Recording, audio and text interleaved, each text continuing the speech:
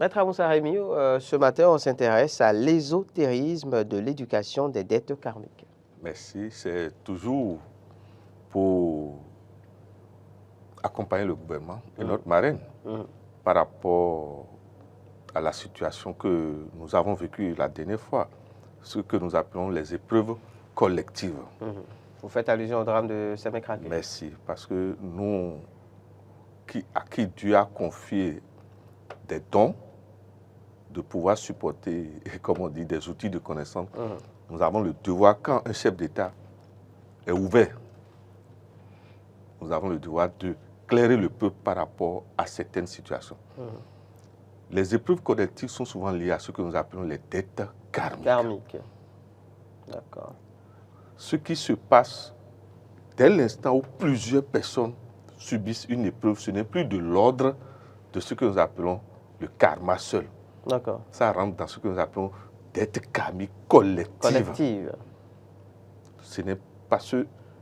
Si nous disons et nous restons en tant qu'autorité et nous disons écaillés, nous n'avons pas compris ce que c'est que les dettes karmiques collectives.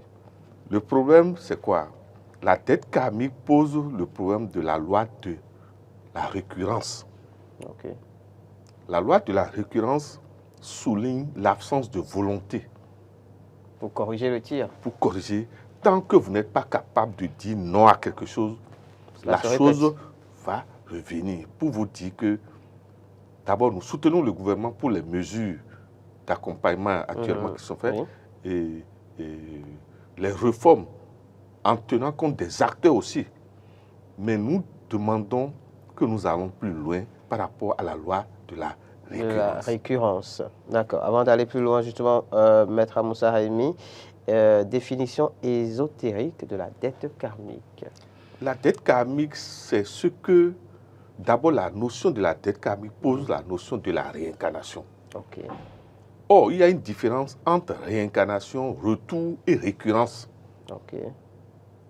La réincarnation n'est liée qu'à des valeurs, des êtres qui, ayant fait régulièrement de retour, ont pu marcher sur l'échelle de Jacob et ont atteint un niveau vibratoire positif élevé.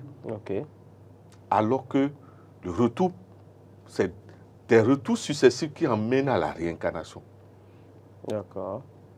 Alors que la récurrence, c'est carrément ceux qui ne cherchent même pas à évoluer, à se corriger.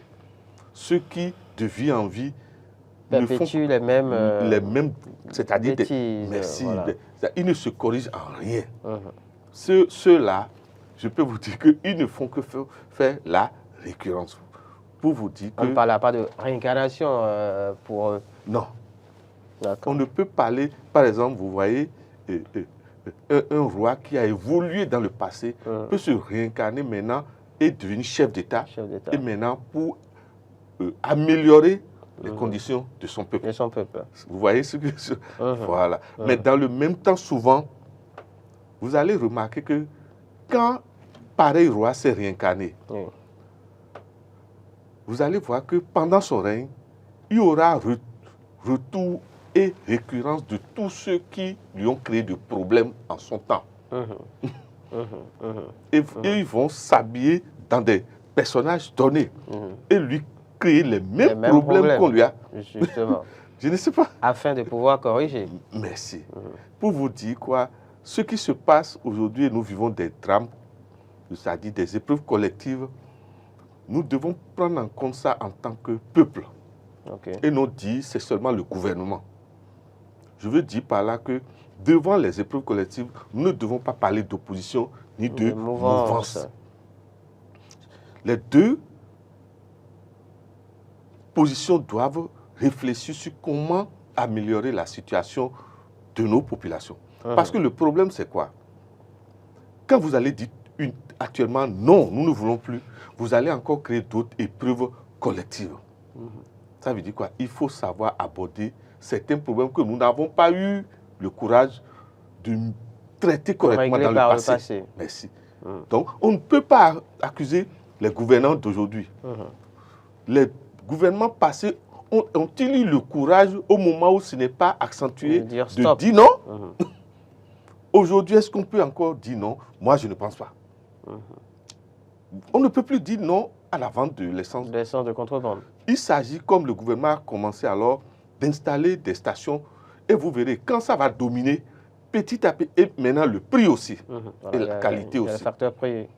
Parce que lorsque vous faites l'expérience des cabinets vraiment qui tuent les gens, c'est réel ce que vous dites, dont vous discutez. Et quand vous faites l'expérience, qu'on vous vole à la station, ça pose un autre problème. Bien sûr. Le monsieur devant les bouteilles de paillot, on ne le vole pas. Voilà, tout est clair, plus Mais ou moins. l'autre maintenant qu'on dit juste est injuste dans certains cas. Ça veut dire que ça pose un problème de nous-mêmes. Faut-il gagner l'argent en installant le karma, en installant des épreuves collectives? Je ne sais pas si vous voyez. Maintenant, l'autre problème par rapport aux épreuves collectives, il faut enseigner, il faut instruire. Je suis en train d'apprendre qu'il faut isoler de là où on va en bas. Oui, les lieux d'entreposage de l'essence de contrebande. Est-ce que ces lieux existent dans tous les départements? Dans notre ville, comme Calavi et Cotonou, est-ce que ces lieux, on aura combien? Ça pose réellement. Maintenant, l'autre problème, excusez-moi, je ne sais pas si vous avez vécu ça. Vous êtes en circulation et un monsieur vient devant vous et sur une moto, et plus de 20 bidons, lui seul. Oui, et bien sûr. Vous demandez lui-même là, il a quoi? Et supposons par exemple que, vous savez, les gens oublient que ce n'est pas le feu direct qui crée les incendies. La haute chaleur. Supposons que maintenant il est à côté d'un titan qui peut-être a quitté Malanville. Qui dégage une chaleur. Qui dégage, je ne sais pas, c'est-à-dire parfois vous vous demandez, quand vous êtes au feu rouge, qu'est-ce qui peut nous arriver à tout moment? À tout moment, ça c'est vrai. Et ce qui fait mal, que nos amis policiers nous excusent. C'est comme si nos amis policiers se taisent sur des choses.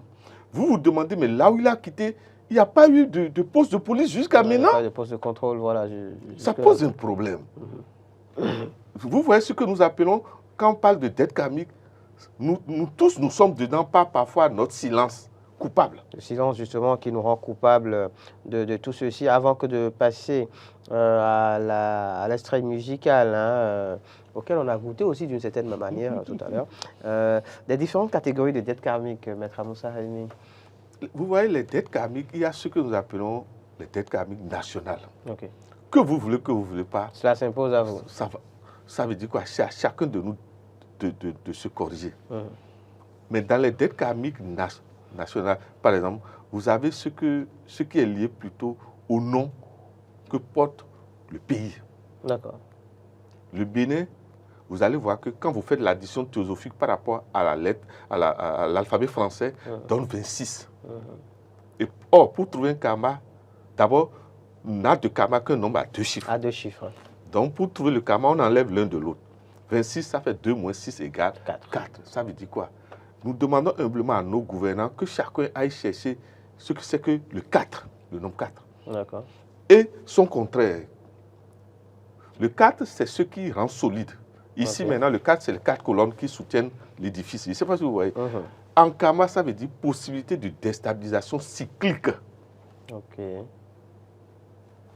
Ça veut dire quoi? Normalement, tout gouvernant doit être accompagné de sachants qui, eux, leur spécialité doit être de proposer, de faire des études d'anticipation au gouvernant. Par rapport à la récurrence. Pour qu'on sache dans tel mois quels sont ceux qui... Et les dispositions à prendre, justement, pour faire face à cela. Donc, le karma du Bénin, par exemple, c'est le karma 4. 4. Nous devons savoir que cycliquement, le pays va vivre toujours des drames collectifs. Des drames qui vont déstabiliser même les gouvernants. Actuellement, la nation, notre pays est sous l'influence du nombre 16 depuis le 1er août 2023. Et ça va finir le 1er août 2024. Or, le 16, excusez-moi, s'appelle la tour de Babel, s'appelle la confusion. Ça veut dire que dans cette période, si on ne s'est pas fait, d'autres drames vont encore arriver. C'est la vigilance totale qu'il faut actuellement. Et quand nous disons vigilance, ce n'est pas seulement les gouvernants, c'est aussi la population. Je ne sais pas si vous voyez. Comment, excusez-moi, parfois vous vous demandez, mais comment se fait-il qu'on se tait sur certaines choses? Vous avez de ces cabinets, excusez-moi, hein, quand vous rentrez dans ces cabinets, vous vous demandez, on est dans un lieu où on est venu se revigorer, ou bien... on est venu carrément, voilà. On est dans un mouroir, comme on le dit assez vulgairement. Maître Moussa Raimi, Matthieu 7.7, origine des épreuves collectives et le message, Maître Moussa Raimi. L'origine, c'est d'abord de l'ensemble des origines personnelles. Mais il y a ce que nous appelons, quand quelqu'un gouverne, les karmas personnels du gouvernant agissent sur le peuple. Et dans le cas d'espèce, les talents, les karmas personnels donc, du chef de l'État agissent aussi sur la nation. Il faut que, avec tout le respect que nous devons à notre chef d'État, c'est des choses que nous devons dire. Ça veut dire que cycliquement, les karmas de la famille Talon aussi vont agir sur la nation. Nous demandons respectivement à notre chef d'État de prendre cela en considération. Et qu'on fasse le point des karmas liés à la famille Talon. Parce que cycliquement, ceux qui ne voulaient pas que Talon soit chef d'État ont généré des énergies émotionnelles qui vont suivre tout le temps le règne de Talon. Or, ces genres d'émotions ne peuvent créer que des émotions collectives pour déstabiliser son règne. Parce que pour atteindre un chef d'État, ça va être difficile.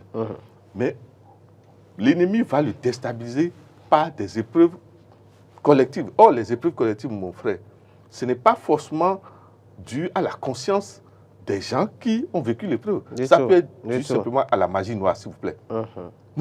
C'est là. C'est une autre dimension, en fait, ça peut être dû que vous abordez, à la magie noire créée par les ennemis de celui qui règne. Et ça peut être dû à ce que nous appelons la fin du règne.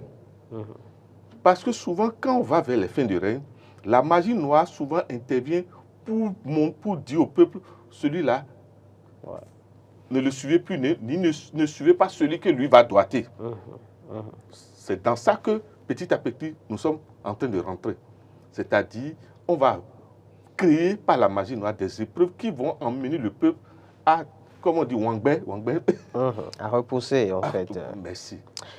L'essentiel à dire donc sur ce sujet, on parlait d'ésotérisme, de l'éducation des dettes karmiques avec Maître Moussa Raimi dans la rubrique Ombre et Lumière, en espérant que les uns et les autres ont pu tirer quelque chose de tout ceci. Merci, Maître Moussa Raimi. Rendez-vous mardi prochain.